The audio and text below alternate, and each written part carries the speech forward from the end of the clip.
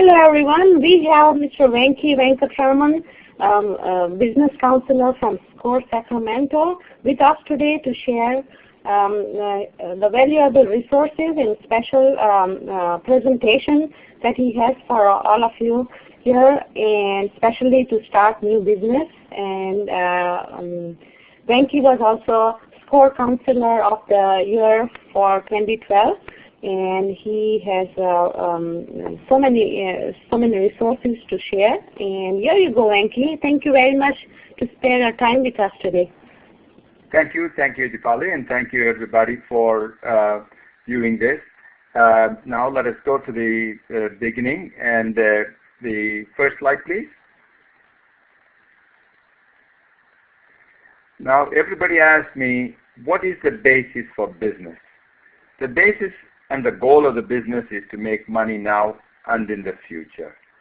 And to do that, people say, I have to have a concept, I have to look for opportunities, the opportunities are not there. But my premise is the business opportunities are plenty, and they hide in plain sight. And it is an opportunity is nothing but a problem solved. But then people ask, would all solutions turn into viable businesses? Normally not. A good percentage of them do, but not necessarily every one of them. The success depends on the perceived value of the solution that someone brings to the marketplace, and more importantly, the execution. That's why I say a poor idea, well executed, will bear better results than a brilliant idea poorly executed. And this is what we should use as a basis for the rest of this presentation, because that is really the true fact. Next slide, please. Now, what do we mean by execution?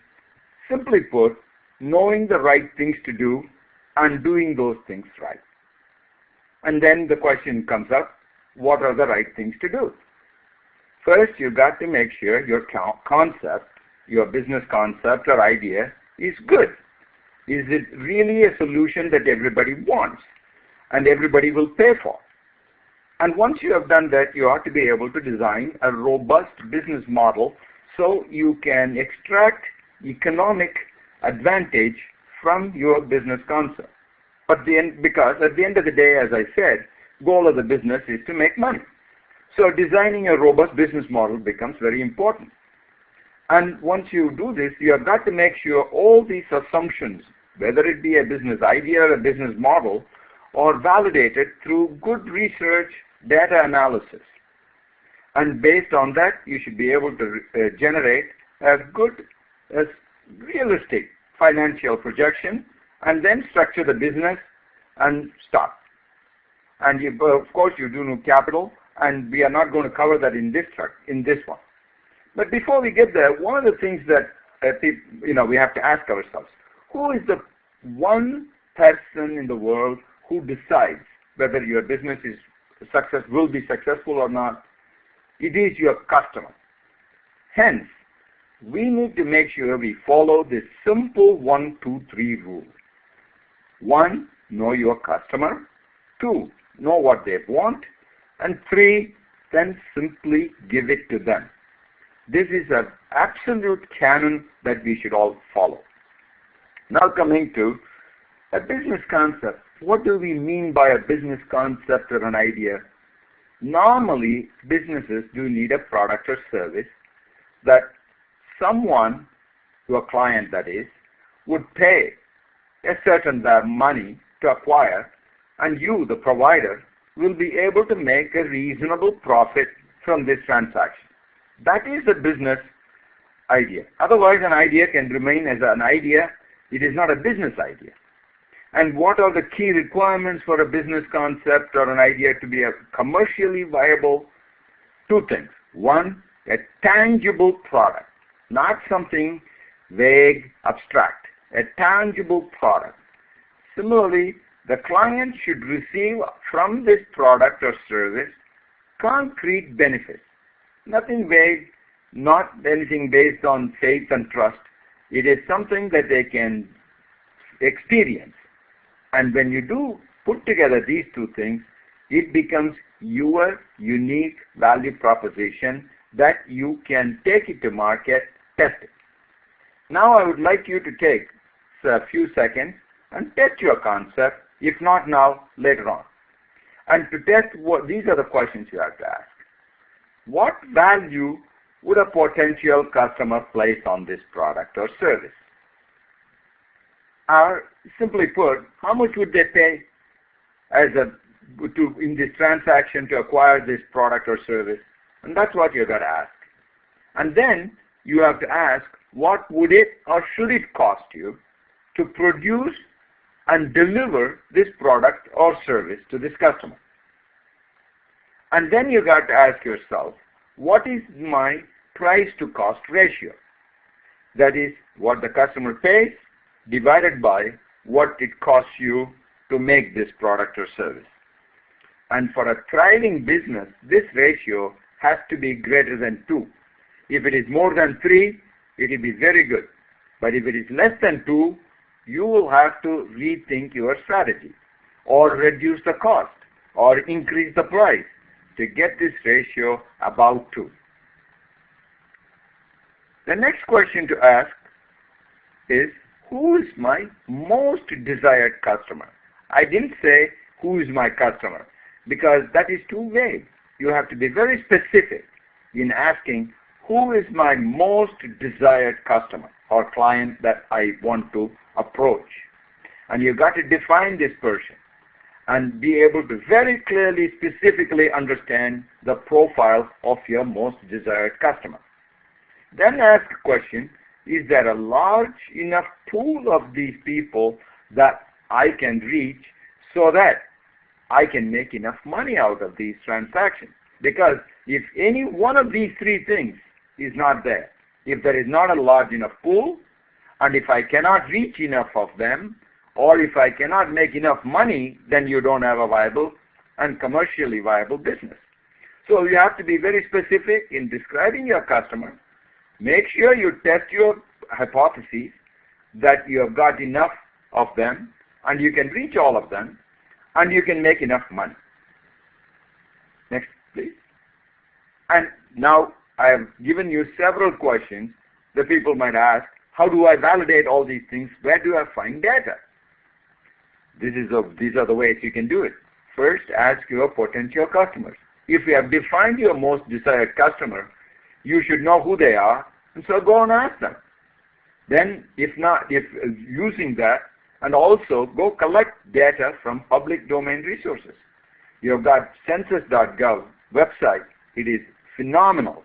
It has got such a wealth of data that is so pertinent to any startup business that we should all use it. You don't have to pay anything to anybody to get this data. It is there for us to use. Ask another competitor, especially if the competitor is not in your geography, competing with you directly. They would be very happy to share with you. And also look at their websites. And if you are going to sell a product which is similar to another competitor's product, buy that product, analyze it, take a look at it, and if it is a service business, be a customer to an existing competitor and evaluate your experience with that customer, make very good notes of it, and make sure that you are able to plug all the holes in their service delivery so you can make and take advantage of those shortcomings in your competitor's service provision. This probably is one of the most important steps before you go forward. So, in summary, a thriving business needs 1, a tangible product or service, 2, concrete benefits. Then you got to decide who's your most desired customer. Make sure that there is a large enough pool that you can make enough money. So these 3 things when you complete, you can say that yes, my idea is good to move to the next step. What are the next steps then? Next slide please. Now, like I said in the beginning, once you validate it, you have answered all these questions, you got to design a robust business model. business model is very important because that is your unique way to deliver your product or service to your client. It is which will differentiate you from everybody else, make you stand out, and make your customers notice you and want to pay to come to you. So, what is a business model? So let us look at that. These are some of the definitions that I have. There are three ways to define a business model. One is the revenue model, which you all understand. This is what you offer. These are your products and services. That's very simple because if you don't, like we already went through in the first part, this is very important. Business model, I have put there business model, but I would like you to amend that as business process model. It is how you create and deliver that value. Because if you feel that there is a value proposition in your products and the benefits that that customer derives from that product, now you have to create that value and deliver it in such a way that you can make some economic advantage for yourself. So it is how you create and deliver that value is the business process model. And the economic model is how you take that the economic advantage and capture that into dollars and cents and basically be able to have a profit. And where your cost structure and leverage will come. All these three put together is your business model. And why is it important? Because, like I said, it is how you differentiate yourself from the competition. And you have to be able to create a sustained competitive advantage with your business model. You want to stand out in the crowd and be able to be noticed, and people should perceive the value proposition appropriately and pay you. Because this is what determines your profitability. And furthermore, your business model will determine your cost structure, and so it is very much important that you make sure that you spend time trying to understand this part of it very well. And once you have designed it, it will help you make management decisions much better because everybody will understand where the money is going and where the money is coming from, and hence people will understand. So the question will be asked, what parameters should I consider for designing? Three: your key activities, and your key resources, and your key partners. Key activities are what you have to perform to deliver your product or service, and key resources are like capital, your employees, the location, the building, real estate, all at your disposal. And key partners are mainly suppliers, distributors, investors, resellers, etc. Let's get down to some more detail on this one. The key activities, design and development. The questions to ask there, do I design my own products? Do I use someone else's technology and design? Or do I basically make everything myself? Or do I license it to others? If I have a patent, I can license to some other manufacturer and sit back and collect a royalty on it. And we have to decide whether you do it locally or you go to offshore resources. These questions have to be asked. When it comes to next, click please. In the case of customer service, you have to decide, do I need a pre-sale? Especially some of you may be going into software, and if it is a software or a system design, pre-sale service is more important than post-sales. And you have to make sure that pre-sales, you've got to design for the customer many a times a system. And similarly, after you have delivered the system, you have to ask yourself, how do I offer post-sales service? And list all the activities that need to be performed. Don't try to skip over things because it is very important. You have to make sure everything is listed. Then comes the key resources. Capital. Capital is very important. Without that, nothing. It is the lifeblood of any small business, as you know, cash is. And without capital, you will not move anywhere. So you have to make sure capital is available. Employees, because there are maybe situations where you need special skills, and you got to make sure there are enough people with the special skills available for you. If you have some intellectual property like patents, copyrights, trademarks, etc., then you should be able to make then take advantage of them, make use of them. If you need any special equipment or special skills to get into business, you should list those things and make sure you are ready with those things. Location of the business. For instance, why do we have all the technology companies in Silicon Valley? Because of all of the above. There is a lot of people there with the available skills, and make sure that they don't want to relocate, they want to live there, so we locate the business there, so that location of the business and the availability of skills becomes a very important aspect of your business model. And other assets like buildings, real estate, etc. should be listed. Only caveat here is, only list the resources you have, not the one you wish to have, because if you don't have it now, it is not likely that you will have it when you start. So make sure you list the resources that you have, or if it is capital, make sure you know you can get this much capital. Lastly, the partners. If you are going into a manufacturing business, I can assure you suppliers will play a very key role in anything you make or any decisions you make. So suppliers, distributors, investors, bankers, your lawyers, accountants, all these people become key partners because they are your support system, and they are almost like some resources in some cases that you can, if you have got a good legal counsel, you may find that you have got as a resource as well as a partner you can list. Or if you have got a distributor who is national, who is willing to take you into every market in the country, then you would be better off and be able to go with that. Or if you know a manufacturer who is willing to take your idea and manufacture it for you, it's a great thing. It is not only a partner, they become your resource, a key resource, and your business model will then say, I don't need to make manufacturing as one of the key activities. So you understand how these three intermingle, and they all three together make your decision. Let us take a few examples. For instance, if you go into, I've put here a couple of examples in two different industries. One is fitness industry. There are several ways that people have started and they have designed their business model. If you go to a 24-hour fitness or anytime fitness or curves, all three supply the same kind of service or product, if you will. You can understand this is what they are common. However, the way they deliver it is different.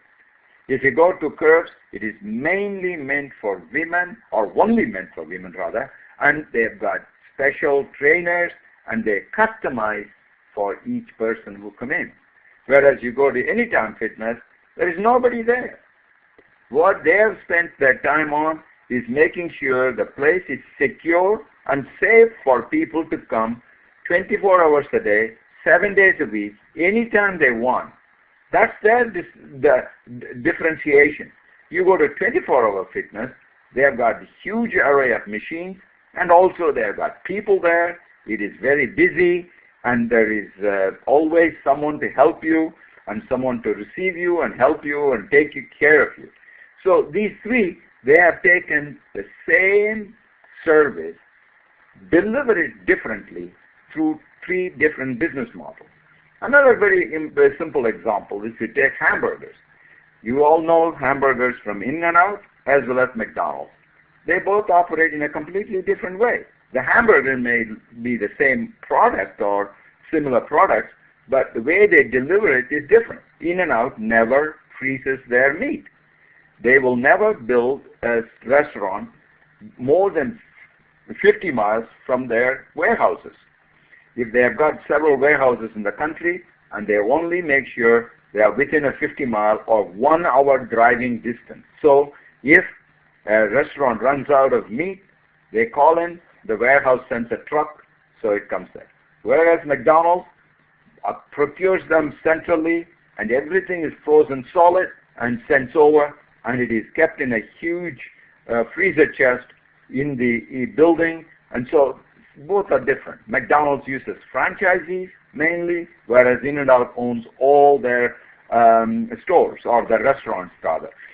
So you see how each one, taking a simple product, hamburger, have differentiated, and they've got their cost structure different, and so their pricing is also somewhat different. They both can survive and thrive in this very highly commoditized business. Next slide.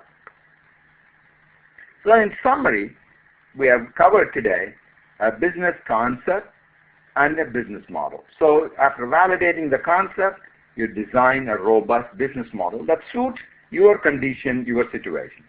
And the business model should take into consideration key activities, your resources, and your key partners, and should create a clear competitive advantage to you in delivering value to the customer. That's most important. And this is the part where you should spend a lot of time thinking about how can I differentiate myself, what are the various ways that I can use the resources that I have, the partners I have, the jobs, which one should I do, which one should I not do, which one should I hand over to somebody else who can do it better than I do. Because you as an entrepreneur may not be able to perform all activities the best way. So these are the things that you've got to consider. I hope this presentation was useful to you, and hopefully you will have some questions. If you do have, please contact me. I have my email address underneath there, and I will be very happy to answer your questions. I thank you very much for your time. I hope you will be successful with your venture.